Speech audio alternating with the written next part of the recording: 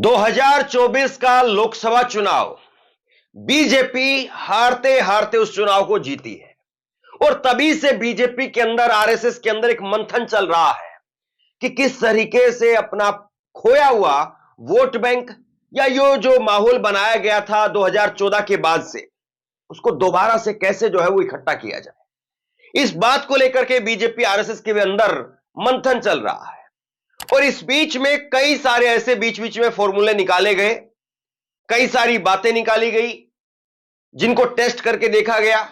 अब ऐसे में एक नया जो है वो बीजेपी ने एक एजेंडा उठाया और उस एजेंडे से पूरे देश में एक हलचल पैदा हो गई, लेकिन सुप्रीम कोर्ट के एक फरमान ने बीजेपी की दुकान खुलने से पहले बंद कर दी।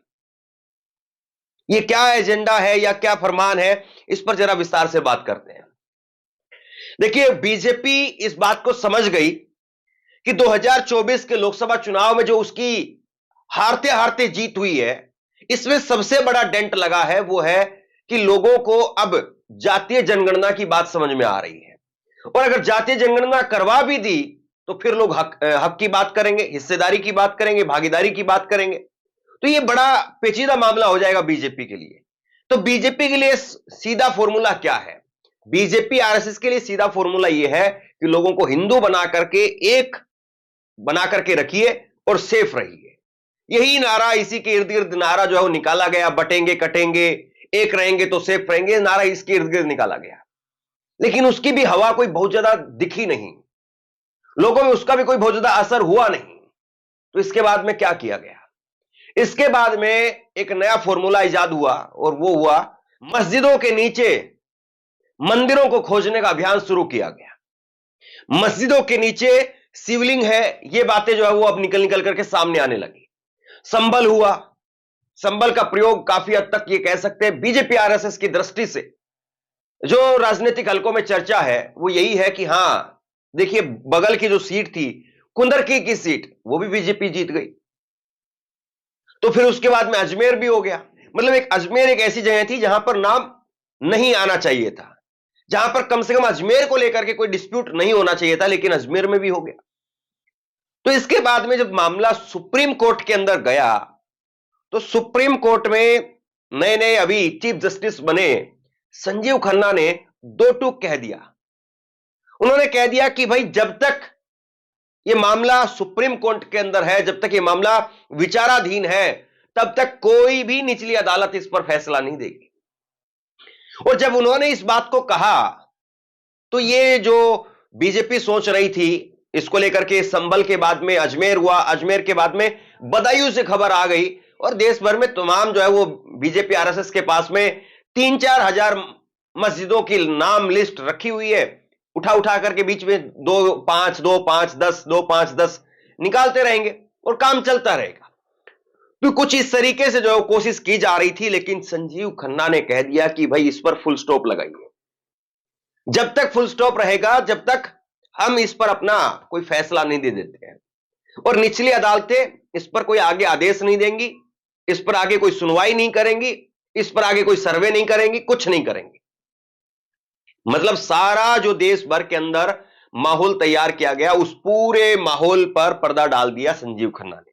हालांकि अभी एक ये इसमें राइडर के साथ में बात कही जानी चाहिए कि सुप्रीम कोर्ट, संजीव खन्ना वो इसमें आखिरी फैसला क्या देंगे वो महत्वपूर्ण रहेगा अभी, क्योंकि हमने बड़ा जो है वो चंद्रचूड़ के मामले में देखा है कि तमाम जो है वो स्टेटमेंट उनकी निकल करके सामने आई पैरवी के दौरान, लेकिन जब आखिरी का फैसला आया तो मामला उधर ही झुक गया।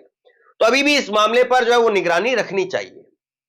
एक दूसरी बात जो निकल करके सामने आई और एक नया प्रयोग फिर उसके बाद में किया गया, वो था इलाहाबाद हाई कोर्ट के justice Shekhar Yadav. Allahabad high court के जज, वैसे वो कठमुल्ला जज के नाम से फेमस हो गए हैं, उन जज साहब ने स्टेटमेंट दे दी ये देश बहुसंख्यकवाद से चलेगा, ये देश कठमुल्ले इस देश के लिए घातक हैं, इस तरह की बातें उन्होंने कह दी।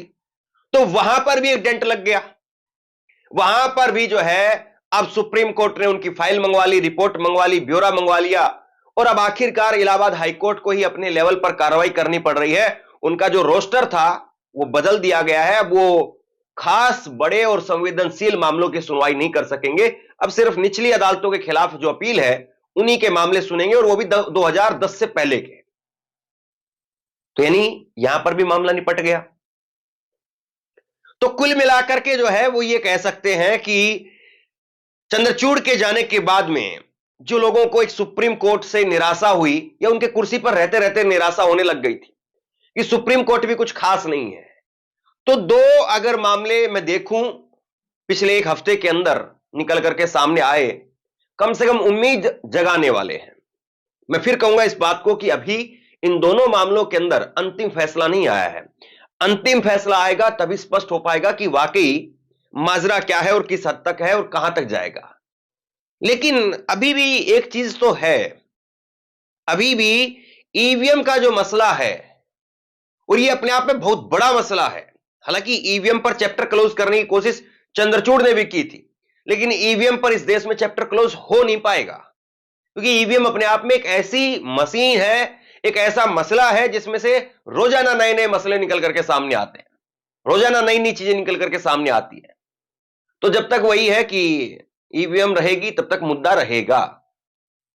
अब ईवीएम को लेकर के विरोध इस कदर हो गया है, लोगों ने जमीन पर बैलेट पेपर की मांग कर दी है। लोग कहने लगे हैं कि भाई हम बैलेट पेपर से कराएंगे, लेकिन वहां पर प्रशासन जो है वो 163 बीएनएस यानी जो पहले 144 की धारा कही जाती थी वो लगा देता है, वो लगा करके वहां पर वो प्रक्रिया नहीं होने देता है। अभी भी सुप्रीम कोर्ट उस मसले पर जो है वो कुछ नहीं बोल रहा है। हालांकि विचार हो रहा है इंडिया गठबंधन की तरफ से कि आप वहां पर जाएं सुप्रीम कोर्ट के अंदर, और इसको लेकर के बाकायदा शरद पवार के घर पर अभी बैठक हुई जिसमें अरविंद केजरीवाल और तमाम दूसरे नेता, कांग्रेस पार्टी के नेता, वो सब लोग वहां पर मौजूद थे। शरद पवार अभी 85 साल के हुए हैं, जाहिर सी बात है वो अपनी जो राजनीतिक लड़ाई थी वो हार चुके हैं। अब उनके पास में ज्यादा कुछ है नहीं, उनके सांसद जरूर है लेकिन विधायक नहीं है उनके पास में, और ये अपने आप में एक बड़ी अजीब बात है, जिसके 8 सांसद है उसकी सिर्फ 10 विधायक है। ये बड़ी अजीब बात है। लेकिन शरद पवार ऐसा लगता है कि एक लड़ाई महाराष्ट्र से नई छेड़ना चाहते हैं, और इस लड़ाई को अपनी आखिरी लड़ाई के तौर पर जो लड़ना चाहते हैं, और वो है ईवीएम बैलेट पेपर की लड़ाई। और इसीलिए शरद पवार उस गांव में भी गए, जो मार्करवाड़ी गांव है वहां पर भी गए, वहां पर जाकर के कहा कि भाई ये बैलेट पेपर की मांग गांव वाले कर रहे हैं, आप इसको करने दीजिए। उसके बाद में और कई गांवों से मांगे निकल करके सामने आने लगी। एक वहां पर 75 साल के बाबा अढ़ाव हैं जो प्रोटेस्ट कर रहे हैं, पुणे के अंदर फुलेवाड़ा में, महात्मा फुले का जो था फुलेवाड़ा, उसके अंदर प्रोटेस्ट कर रहे हैं। तो ये सारे मसले अभी चले हैं। निश्चित तौर पर बीते एक हफ्ते के अंदर अगर मैं आपको पूरा समराइज करूं तो एक हफ्ते के अंदर सुप्रीम कोर्ट ने 2 बड़ी बातें जरूर कही है, सुप्रीम कोर्ट ने 2 बड़े फैसले जरूर दिए हैं, लेकिन अभी भी एक ईवीएम का जो मसला है बहुत बड़ा मसला है। यह बात जो है वो कही जा सकती है कि भाई एक तरफ जो है सुप्रीम कोर्ट अगर 2 मामलों को लेकर के संज्ञान ले सकता है तो ईवीएम को लेकर के क्यों नहीं। ईवीएम को लेकर के संज्ञान लेना कोई ऐसी बात नहीं है कि चलिए ठीक है आपने बोल दिया और काम हो गया।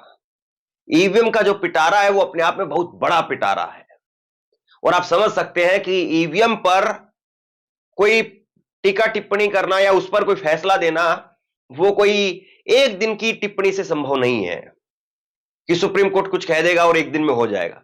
वो बड़ा टेक्निकल, बड़ा पेचीदा मामला है, और उसके लिए सबसे ज्यादा जो ताकत लगानी पड़ेगी वो विपक्ष को लगानी पड़ेगी। क्योंकि जनता के अंदर, मैं जहां पर भी चुनाव कवर करने के लिए जाता हूं या जब भी चुनाव के नतीजों को हम देखते हैं तो बार बार यही बात निकल करके सामने आती कि भाई बैलेट पेपर से चुनाव। और कल तो प्रियंका गांधी ने संसद में कह दिया, उधर सामने अमित शाह बैठे हुए थे, सामने राजनाथ सिंह बैठे हुए थे, और प्रियंका गांधी ने कह दिया कि भाई आप बैलेट पेपर से चुनाव करवा लीजिए, पता चल जाएगा आपको। मतलब केवल 10 सेकंड का उनका वक्तव्य था और 10 सेकंड के अंदर उन्होंने खोल करके रख दिया। आप भी बैलेट पे चुनाव कर लीजिए, आप भी बैलेट पे चुनाव कर लीजिए, दूध का दूध पानी का पानी हो जाएगा। अब इस चीज को आप 2 खानों में बांट करके देख सकते हैं। एक तरफ विपक्ष के पास में सबसे बड़ा जो मुद्दा है, सबसे बड़ी लड़ाई है, जिस पर बहुत ज्यादा ताकत लगाने की और ताकत झोंकने की जरूरत है, वो है चुनाव आयोग, चुनाव की प्रक्रिया, ईवीएम, बैलेट पेपर, ये सारा मुद्दा। ये विपक्ष के लिए एक बहुत बड़ा टास्क है और विपक्ष इसमें कितना कामयाब हो पाता है, कितनी एनर्जी लगा पाता है, ये उसके लिए अपने आप में एक बहुत बड़ा सवाल है। दूसरी तरफ बीजेपी आरएसएस के लिए एक बहुत बड़ा मुद्दा है और वो ये है कि ये जातिगत जनगणना को लेकर के जो अलख जगाई जा रही है, जातिगत जनगणना को लेकर के लगातार लोगों को जो पुश किया जा रहा है, वहां से लोगों को वापस खींच करके ला करके, और जो बीजेपी ने कमाया बनाया था 2014-15 के आसपास की हिंदू है हिंदू है हिंदू है, फिर उसके बाद में 2019 के आते आते उस चीज को और भुना दिया गया और ऊपर ले गई, तो उस चीज को दोबारा से बीजेपी को वहीं पर लेकर के जाना है। ये यानी जो जातिगत जनगणना की बात, आरक्षण की बात, जो राहुल गांधी कहते हैं कि भाई हम आएंगे तो हम जातिगत जनगणना करेंगे, हम आरक्षण पर 50% की जो कैप लगी हुई है उसको हटा देंगे। तो ये जो मुद्दे हैं, ये मुद्दे खास तौर पर एससी, एसटी, ओबीसी, दलित, माइनॉरिटी, इनके लिए बहुत अहम हो गए हैं और बीजेपी केवल जो है वो सवर्ण वोटों से जीत नहीं सकती है। बीजेपी इस बात को जानती है और बीजेपी इसीलिए बार बार दुहाई देती है कि नरेंद्र मोदी ओबीसी है, भाजपा ने ओबीसी प्रधानमंत्री बनाया है। हालांकि वो बात अलग है कि उनकी जो जाति है, गुजरात में वो मुख्यमंत्री बने तब वो जाति ओबीसी में आई, उससे पहले जब वो पैदा हुए तब वो जाति ओबीसी में नहीं थी, उनकी जो जाति है। तो ये बहुत दूर की कौड़ी होती है। राजनीति एक दिन का, एक हफ्ते का, एक महीने का, एक साल का वो काम नहीं है कि आपने एक हफ्ते, एक दिन, एक महीना, एक साल ये काम कर दिया और उसके बाद में आप आगे की राजनीति उस पर करते चले जाएंगे। बीजेपी ने, नरेंद्र मोदी ने भी देखिए अपने आप को जो ओबीसी में ढाला तो पूरी कैलकुलेशन करके ढाला। देश में सबसे बड़ी आबादी वो ओबीसी वर्ग की है। तो बीजेपी उस चीज पर अब कितना अपने आप को वापस से ले जा पाएगी, कितना उस पर काम कर पाएगी, कितना उस पर ठहर पाएगी, वो देखने वाली बात है। और दूसरा, विपक्ष जो है वो इस बीच में अपने जो मुद्दा है ईवीएम, उसको लेकर के सुप्रीम कोर्ट की तरफ, क्योंकि देखिए आखिरी दरवाजा तो वही है। अब उस दरवाजे से कितनी हुई उम्मीद मिलती है, कितना न्याय मिलता है, कितना नहीं मिलता है, वो एक अलग बात है, वो एक अलग डिबेट है, लेकिन आखिरी दरवाजा तो वही है। और जब आप ये कह रहे हैं कि चुनाव आयोग पूरी तरह से कॉम्प्रोमाइज हो गया है, और चुनाव आयुक्त अगर आज चाहे राजीव कुमार बैठे हैं, कल कोई और बैठ जाएंगे तब भी वो सरकार के ही आदमी होंगे, क्योंकि 2 वोट तो उन्हीं के रहेंगे। मोदी जी का वोट है उनकी प्रक्रिया, उनको चुनने की प्रक्रिया में, दूसरा उनके कैबिनेट मंत्री का वोट है, विपक्ष के नेता का वोट कोई मायने नहीं रखता है। तो अगर आज राजीव कुमार है, कल संजीव कुमार आ गए तो भी कोई फर्क नहीं पड़ेगा। अब पूरी ताकत से विपक्ष जो है इस मामले में सुप्रीम कोर्ट में कितना और आगे बढ़ सकता है, सुप्रीम कोर्ट में और कितना जो है इन चीजों को रख सकता है। और संजीव कुमार भी 6 महीने हैं, देखना है कि इन 6 महीनों में क्या कोई वो वाकई ऐतिहासिक काम ऐसा करके जाएंगे। हालांकि अभी जो 2 उनके टिप्पणियां निकल करके सामने आई, तो कम से कम एक अभी तत्काल जो ब्रेक खींचने की आवश्यकता थी वो ब्रेक खींच दिया गया है।